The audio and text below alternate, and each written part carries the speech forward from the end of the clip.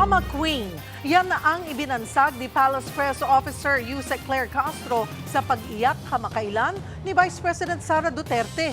Nasa frontline ng balitang yan, si Maricel Halili.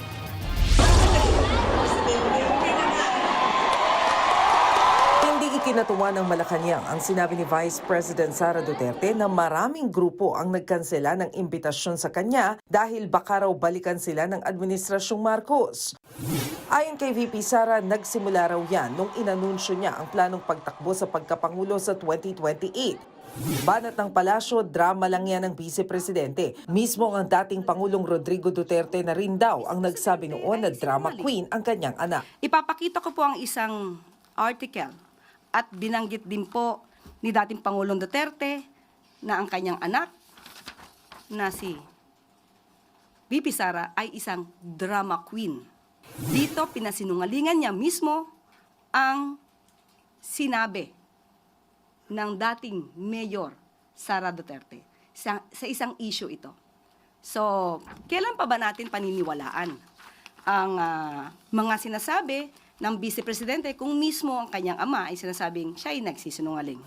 May hirit din si Yusek Claire Castro sa mga what if ng Vice. Napatanong si VP Sara kamakailan, paano kung tumakbo na lang siya bilang mayor ng Davao City noon sa halip na mag-Vice Presidente?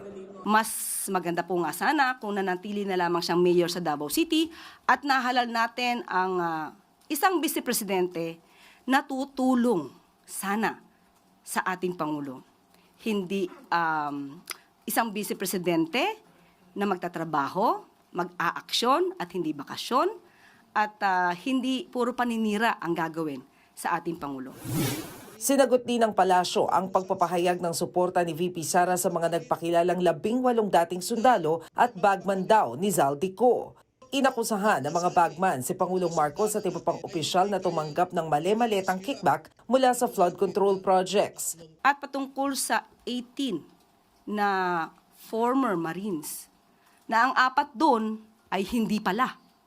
Doon pa lamang masasabi natin, oops, may nagsisinungaling.